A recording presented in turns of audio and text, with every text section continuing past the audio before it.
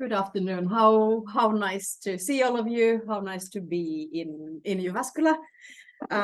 I think this is a good reminder of how wonderfully small our circles are. We keep meeting each other in different roles and different institutions. The first time I met Will was when you were working with UNESCO. I was working here. Heidi I met a long time ago. She was working for one of the Finnish NGOs, and we were in the same Ministry for Foreign Affairs training, and we've kept meeting. And I think this is the beauty of working in international education development. We keep working for the same cause. We are driven by similar goals and values. We take different roles. We try out new things, and this actually brings us to the topic that we wanted to bring to the opening discussion before we go to talking about your current research projects. I think it's important for us to really think, why are we doing research? Who determines what we are doing research on? What's the use of the work that we do?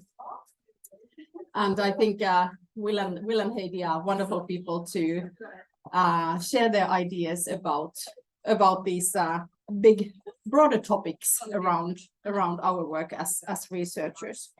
So I will actually ask both of you to introduce yourselves through a short career story, where you could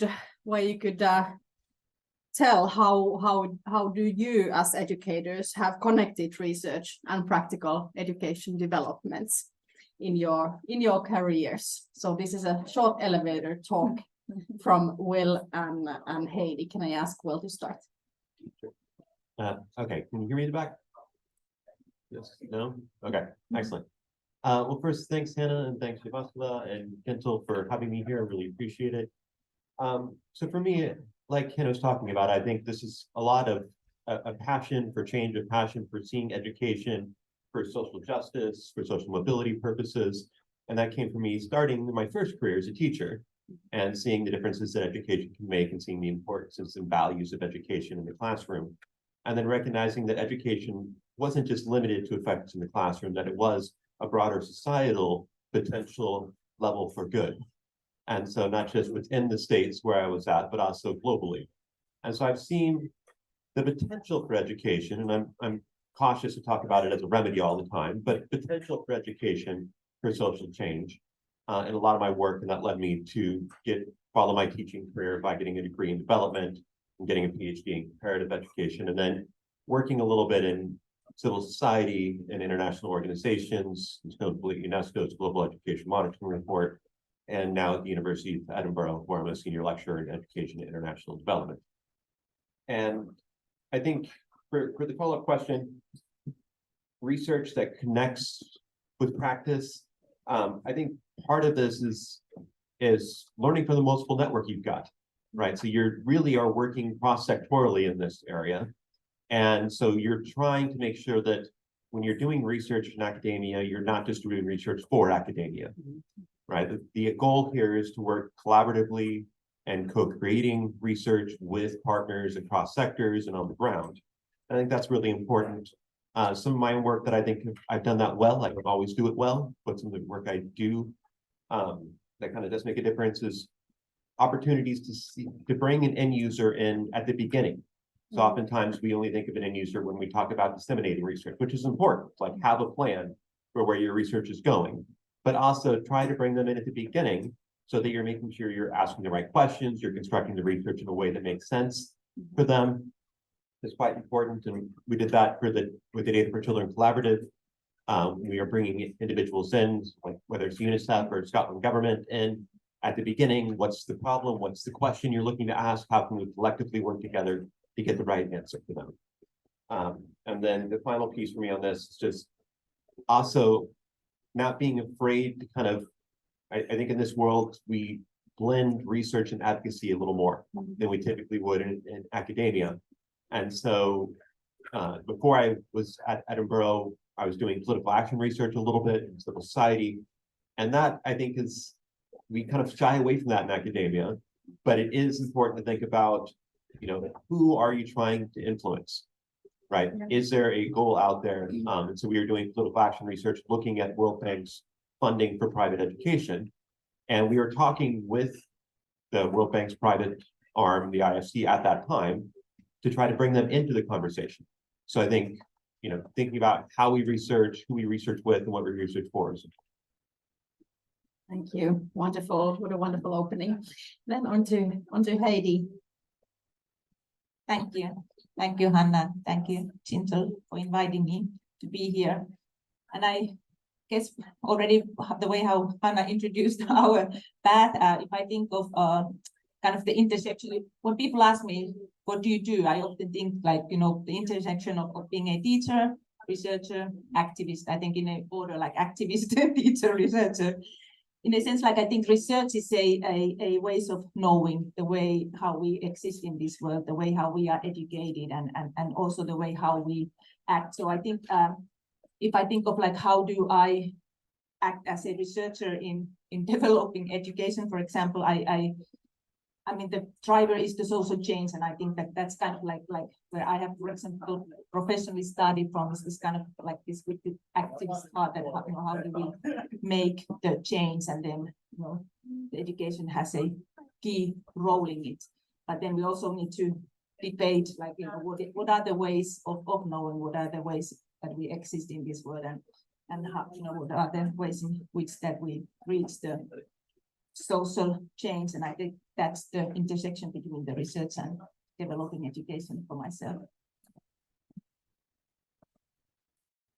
Thank you. Interestingly different responses that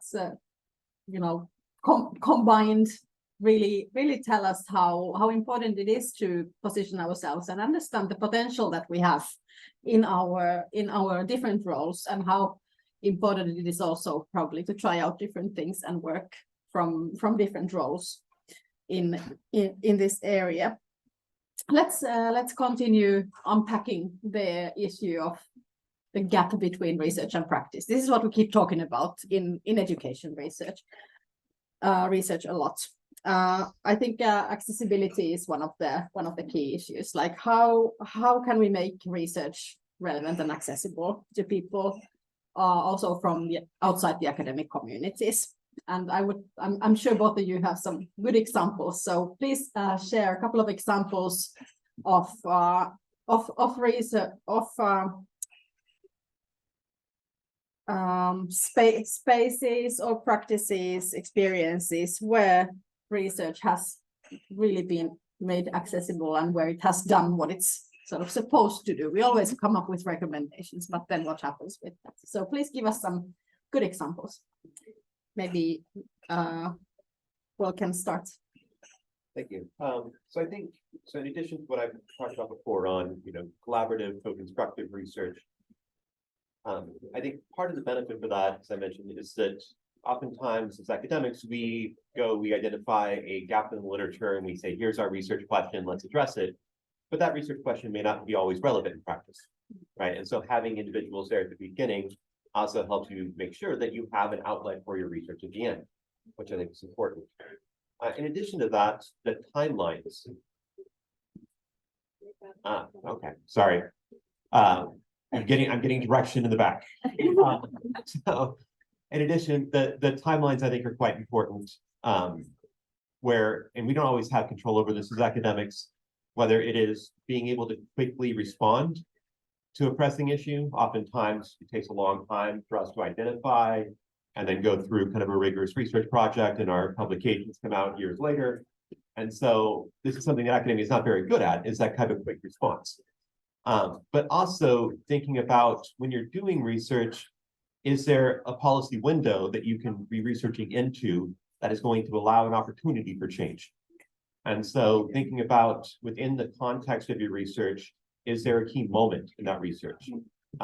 So for instance, we've got a student who's presenting a little bit online, Neve from Ireland, who I'm supervising her dissertation. And she has a key moment where the Scottish government is looking at developing new anti-racist curriculum.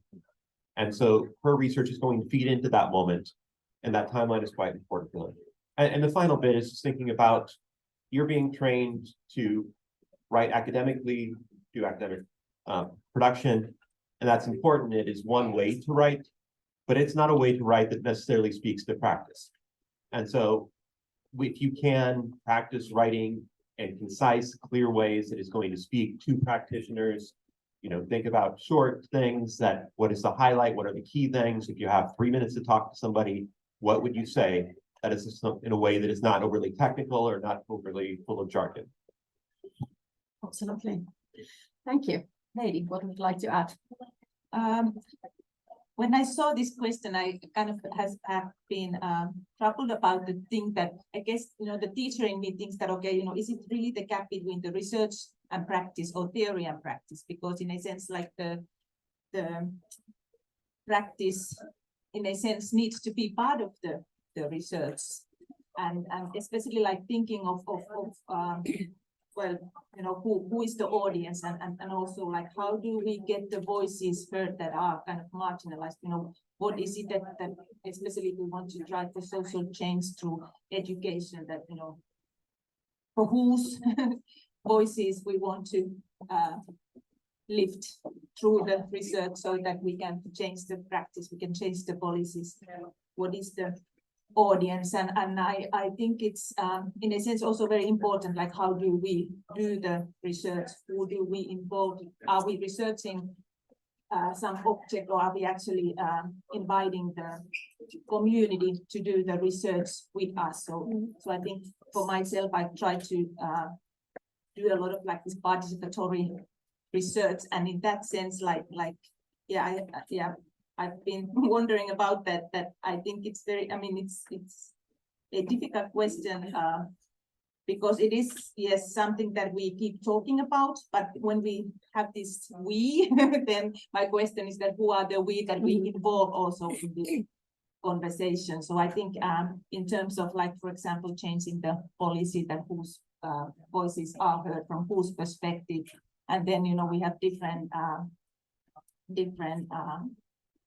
ways of doing the research. So that's also something that we all need to kind of be aware of, have a critical eye to the work that we do, and how do we make the change so that we also see the work from the different perspectives, and also that when we think that we know something, we're critical of the ways that we know, how we know something, why we know something, why something is important. And I think that goes to the kind of latter part of the question that, what should we research and what should be the research questions? Yeah. Thank you. And I think this is exactly why we need critical researchers in this area, because listen to a presentation from an international organization. It is about strictly research practice gap, and very little definitions. I think now you're bringing in the gap between theory and practice, and you also mentioned policy. We would wish to see a continuum between research, policy, and practice, if we think of practice as policy implementation. So there's so many more questions that we need to unpack when we talk about this issue. And I think we do have a role to play here as researchers to keep asking these kinds of questions, and really taking decisions in terms of whom to involve, whom to listen to, how to do the research. Are we studying up or studying down, and all these things. Thank you. We also know that not all research is conducted within the academia. There's a lot of things that happen in other organizations. What do you think? What kind and whose research is valued in practice in the area of international education development? Maybe Heidi can start with this. Well, whose research is valued? Unfortunately, it is often the academic world in the West who has kind of developed this system of doing research, who has this idea that a certain type of theories is valid, certain type of knowledge is valid. So definitely and unfortunately, the kind of the Western way of knowing is the one that is still dominating the world. I think we have had a lot of processes like for long now. We have had a globalization that is kind of strengthened the power imbalance in between the different parts of the world. So these are the kind of systems of maintaining this. But then I think as an academy, we have a also critical role in trying to break this power imbalance. Of course, it's not an easy task, and I mean, it relates to all, like the publication and the English language domination. And also then, I mean, we are in very different positions also, because small languages like Finnish language also, I mean, it's in a sense discriminated also in the academic world, and also in the ways of in what language, for example, the knowledge is valued and it's marketable, for example. So I think, I mean, it's a very complicated question. And then who can be part of, who can do research? I think, I mean, this is the debate also, like, I mean, you know, it's also the system, how we know what I've been referring to, like whether our own way and tradition is based on, like, for example, stories and narratives, than more on like a certain ways of doing research and developing theory and trying to prove that this is the way how we know, whether there's a different results if we would compare the different ways of knowing.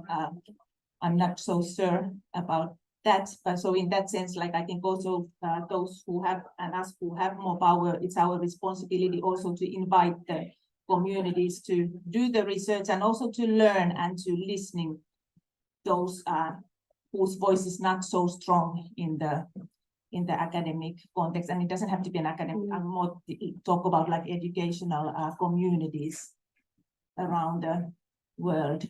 And I think it's, I mean, also as academic, like, you know, instead of, like, for example, researching teachers, is important to do the research with the teachers. Teachers, you know, they can very well evaluate, I mean, do research their own work, and that's also done the heart of the Finnish teacher education. So in that sense, I think we should not talk about like who can do research, but think about that, you know, what is research and how do we determine this research and how we give power to some type of knowledge instead of other type of knowledge. Thank you. I'm sure Will can follow up from here. Yeah, I just want to start by really agreeing with Heidi's points on, you know, the value of respecting teachers' knowledge within research fields. I think that's really important in education and often overlooked. And then, you know, talking about whose knowledge, we agree that it's, you know, tends to be very Western, it tends to be English oriented, and that part of that, you know, is the researcher's responsibility to try to break that out. Obviously, institutions have a lot to say in how you're doing it. I think within the classroom, us as instructors, but also students, in pushing and trying to find and respect and understand the different approaches and knowledges out there. There's a lot of different gaps, whether it's language bits, whether we're talking about indigenous knowledge, whether we're talking about knowledge coming from the global South. I was amazed when I went from the US to the UK or to France. There's what we're reading in the US is different than what we're reading in France, which is different than what we're reading in the UK, and the foundational pieces are different. So even within a single language that are, you know, what we consider Western culture.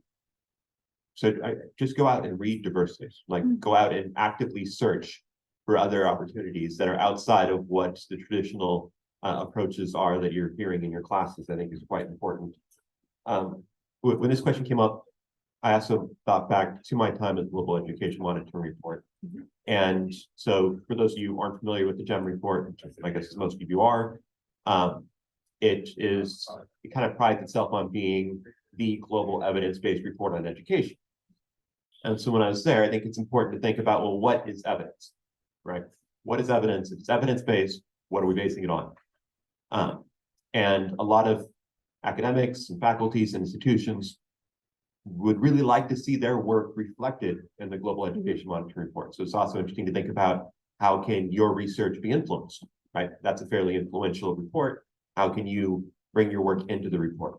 So the evidence there, if you were trying to get your work into the monitoring report, you would make sure it's open access. So one of the first things that surprised me as a senior analyst on the report was UNESCO doesn't have the resources like a university, and it's not going to purchase access to academic work.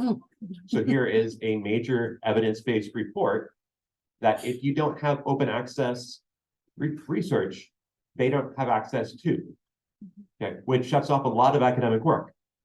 So thinking about it, open access. There is a variety of different researchers, backgrounds, and languages on the research team, but generally speaking, English language reports dominate. We do, of course, have different languages, but most of them, our working language tends to be in English when I was there, so English language is there. There is, I think, a tendency in a lot of different international organizations still to focus on numbers, right? But not necessarily overly technical, econometric, but thinking about top-line numbers that are easy to communicate. So thinking about big numbers that might change and move people, and then kind of surprisingly for me, because I was trained as like, oh, policy is dominated by economists, and therefore you need to be able to speak numbers to influence policy. I was also kind of talked about the ability of stories to influence, right? And the ability of stories, and you see that a lot of times you look at like a UNICEF commercial, right? The idea is that here's a very powerful story that is going to push something. So stories can also be quite influential as evidence, and because the report is both a evidence-based report and an advocacy tool, those stories play a role. Thank you so much for adding the layer of the global education monitoring report. I think it's one of the points where a lot of the so-called knowledge and evidence culminates. But when you start unpacking what the processes of who has been involved and how is the different types of data collected, who commissions the different reports, and the point you are making about only open access articles being even available for consideration. Yeah. Okay. I do want to say, I mean, I very much enjoy my time in the report, and there are mechanisms in place to try to make sure there's diversity provided, right, in examples and in things, but the current way things are structured and the resources around those means that despite best intentions and despite ways that we're doing kind of post-draft checking of who we're referencing and which countries are included, it's still quite limited in scope. Yeah, absolutely. And I think this also brings us to the discussion on the different methodologies that we use. Heidi mentioned a lot of examples around considering different voices, different languages, indigenous knowledges, different ways of knowing, and all these things. But then we also have the debate between numbers and narratives to simplify the division. And I think it's really important to understand the potential that the methods that we use have for different purposes. And as you said, a story can be super powerful for UNICEF. We would first think of numbers, but maybe it is actually more of a qualitative narrative research that might have more combination. Ideally, the combination. We have some mixed methods people in the audience as well. But I think these are fundamental questions when we think about our own research topics. For example, like if I want to conduct research that has an impact for a certain thing, what is the most powerful way of doing that? And I'm sure you as master's students have been thinking about this a lot. Like, we all want our research to change the world. It never does, but we still want it to do something. Like, what is the best way of doing this, and who is it that I want to influence? We keep talking about policy impact to policy. We attended some a national education research conference in Rwanda with our GINTL colleagues recently, and most of the research that was reported there was commissioned and funded by international organizations. So that resulted in every presentation ending with a list of policy recommendations. And we were wondering, okay, how is this going to be communicated outside this conference session? And I think this is a good question for you today you are presenting your work, you have come up with some results. You might be able to make some recommendations based on that, but then what happens? It's very unlikely that the Minister of Education is going to read your master's thesis, find it from the JYU repository and read it. I mean, there's another gap there. So we come back to the issue of accessibility. But yeah, there's a lot of research, there's a lot of evidence, but then how do we make that work towards the goals? And I think this leads us to a fundamental question, like how do we value what is research, and how do we understand and create the world of research? We are part of the process. Maybe if I can still have your comments on this, you can be your idealistic selves. Like, how do we understand what is research? What should be considered as research?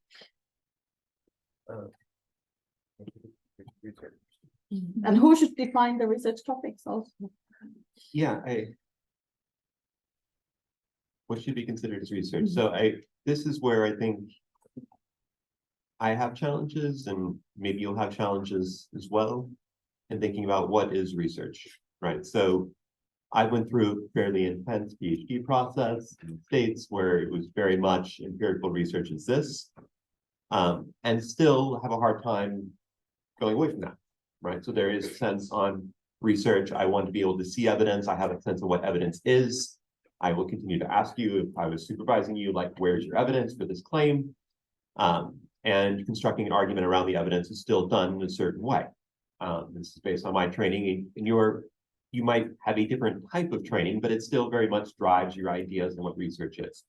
So I think part of it for myself and others is just having conversations with others that had different trainings and different experiences, and recognizing that there are different ways to approach an issue and a problem, and that those are valid. I think they need to be able to explain them still. Like, I want to know why it works.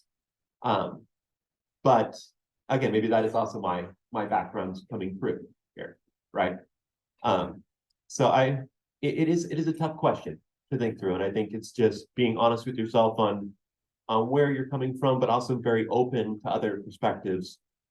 So as far as we should be deciding what's researched, in international education development, I want to be very cautious that I know what needs to be researched everywhere, especially recognizing my privilege as a white male from the States.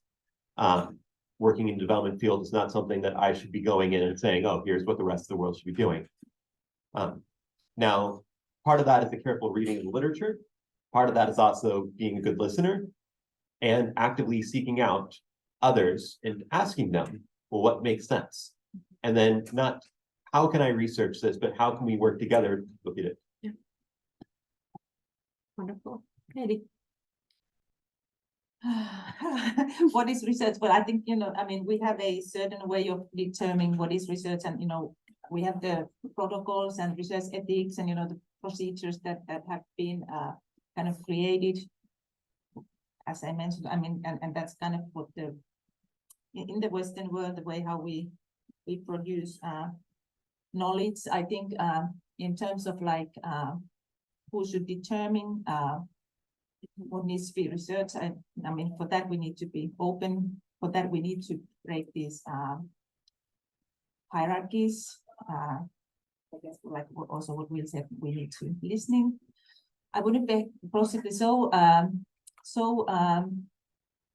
negative about the impact of research. I think also, it's also a research is kind of, like education, it's dependent on a socio-cultural context. So different societies do education differently. Different societies value research differently. They combine the research and practice differently. I do have one example of being a part of a 3-year research project, and we started and along the way we had very critical conversation. It was on a low-income families, and it was on a social social support model for low-income children and families, and we were trying to talk to the policymakers that, you know, when you do such programs, you need to hear the families, you need to hear the people who are the object of the model. And, you know, early on, we were told that, you know, we do, and, you know, this is, you know, all for the good purpose. And then along the way, we kept on, you know, we kept on pointing out the same thing. And then in the end, when we were presenting the final results, we got feedback that, you know, thank you for opening our eyes. Now we actually see that, you know, we thought that we are doing good, but we see some of the critical points. And so research can have an impact also. So in that sense, it depends, of course, you know, how it's done and so forth. But and I think, you know, this is also the important voice that we need to bring to the society, that, you know, what are the ways in which the research can have an impact, and these examples, because I think we often think, and when I talk to my master's thesis student researchers, that, you know, we kind of like think that we want to, especially when they are in education or around the, you know, global and sustainable education, which is my area. People want, I mean, naturally want to change the world, but, you know, we cannot change the whole world at once, but we can just like change, you know, try to change a small slide. And in a sense, like, I think we have to believe in that also. But then it's really critical to think of, like, you know, with who, how we get the marginalized voices to be heard through the research. Absolutely. Thank you for clarifying that. I definitely did not. Yeah. But it can, one thesis cannot change the world. Let's face it. Yeah. Unfortunately. And it's funding. I mean, you know, it's not in our researchers' hands in a way that you know, what is a good research topic, because it always depends from the funders. And I think that's also like the neoliberal system of research, that there's certain, now when there's war, you get money with peace education. When there's something else, you know, you get money with certain type of concept. And then we kind of lose the heart of kind of knowing the certain things and kind of like working around certain concepts. So I think these are these very critical things that us as a academic researchers and us who have a power need to kind of keep the voice up, and also resist this, in, like, you know, resistance from within. So not always to go by the funders. If there's enough resistance, we also can change something. But as long as we kind of go by what the people with more power, with more money is power in this world, then I mean, it's also very difficult to change. So I think, you know, these are these ways that we should ask also as an academy to come together, that how we can change things. I think this gives all of us a very good task for this afternoon. Let's be together, let's discuss, let's be critical, and let's find ways to see what kind of impact our research can make. Is it now 12:45? I want to confirm the time. I'm sure the rich discussion has generated some ideas and questions. I would now ask you to turn towards the person who sits closest to you and just exchange a few thoughts. What have you taken from this conversation so far? There's no need to report back. So simply have a conversation with the person who sits next to you or behind you, and just share a few ideas. I'll give you 3 minutes to do that.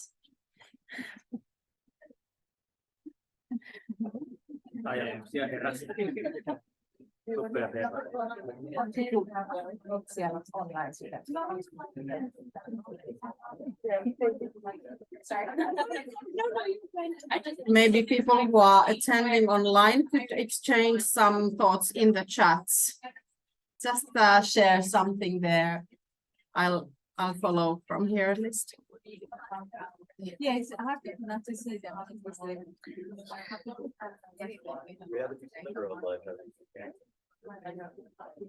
How many people we have on online?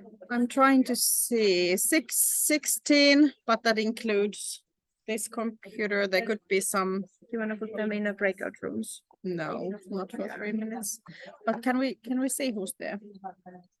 Here. Oh yeah. I don't know if they have.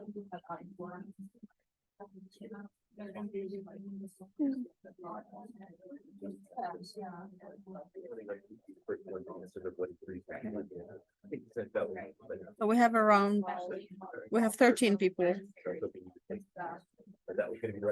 Yeah, 14 if we remove us online. Yeah.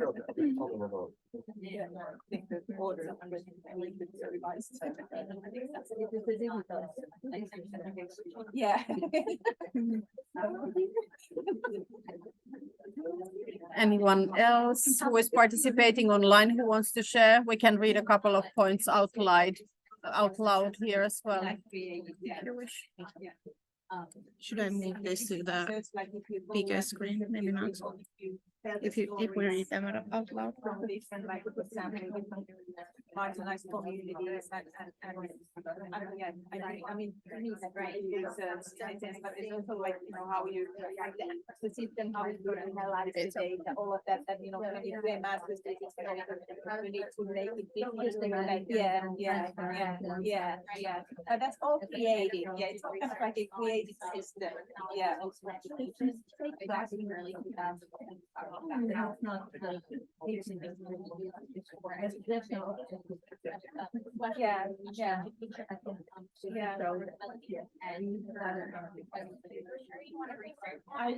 one time this really interesting presentation. Like they have compared like this story-based like storytelling and without any like analysis, systemic analysis, and then they like narrative analysis and the ways and kind of like the points that people, you know, came through these different systems were quite similar. No matter like, you know, if you do a like systemic analysis or because it's still people who are like coding the qualitative. Even if you use Atlas or NV or something, it's still people, you know, people, human mind who is doing the So then it's like, what is your theoretical training? What is, you know, the approach, the philosophical foundation that we look into, and that's more like determines what type of results you come up with. And you know, when you can say that these results, it's kind of like baby steps, like pursuing different stories,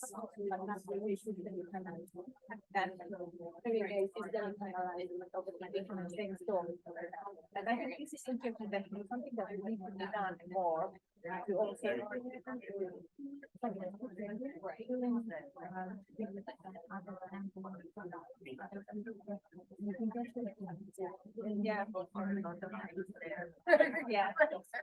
I guess it really depends like what lenses you have when you look at it. Whether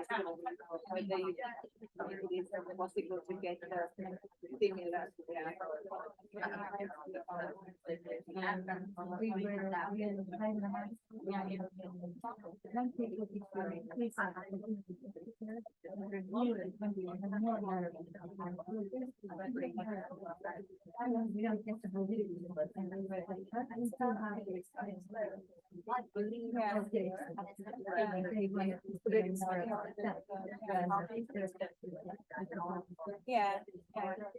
Right. That's also one way of like, for example, think about trustworthiness of, I mean, in a sense, like, you know, how do you feel it? Like, is it really like the researcher's eye that is more trustworthy and actually, you know, it's, you know, where the power kind of the system comes in, and I don't have any, whether one way is better than the other way.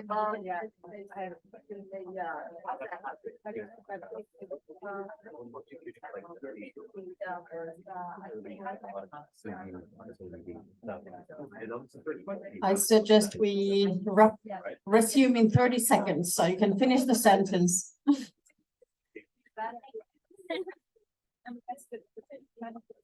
Always in the review. So the reviewers and they have a lot of power of deciding whether they research or not, like graphic. And it's so different with sometimes, and that's the bullshit. It's like Okay, from what I hear, it seems that we did ask some fundamental questions that might be relevant to people who are now finishing their master's thesis and thinking what to do with it. I hope you had a chance to share a few ideas, and let's continue throughout the day and all the way to the evening. I wanted to share a couple of points from the chat with our online participants. We have 14 people listening, and it was interesting to see how all the points somehow connected around the idea of dissemination of research. So there was a very good suggestion on including a dissemination plan in the final chapter of the thesis. There's somebody who was thinking about the dissemination of the findings and recommendations to the different stakeholders. We might need different strategies for different directions. So it's not your thesis only that's okay. It should be shared, but you may want to write a blog post. You might want to use social media. You might write an article in your local language to a local teacher's magazine, whatever. But let's think of the different ways of disseminating the work that you have done. And there was a wonderful phrase of saying how important that the research can not necessarily directly impact policy, but research can initiate new dialogues. And I thought that was a wonderful way of thinking about the role of research. But the dialogue doesn't start if you simply submit your thesis to the university system. It's highly unlikely to start from there. So I encourage you to think a little bit further. I know you're exhausted by the time you submit your thesis, but then please try not to leave it there and do something with what you get.